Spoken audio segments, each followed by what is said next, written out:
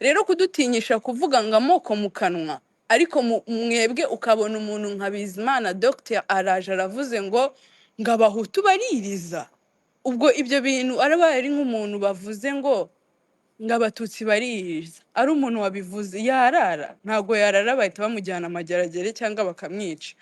Ibi bintu rero ntago biba biri kuvuga ngo biri kugaragaza ko ngo muri kwerekana ko abatutsi babayeho neza abahutu bakaba bakandamijwe, ahubwo muba muri gucreating urwango.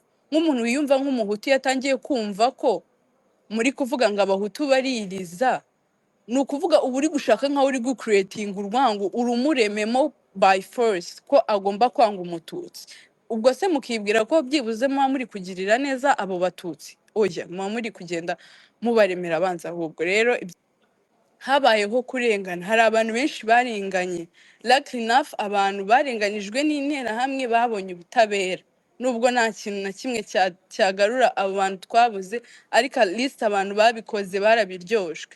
Rero kumva ko hari abandi bantu bigize ibitabashwa bo bagomba kuza gushinja abandi bakabita abanyabyaha, ariko bo ibyaha byabo batagomba kubiryozwa, ntabwo ibyo bintu byatuma mu Rwanda tugira ubumwe n'ubwiyunge.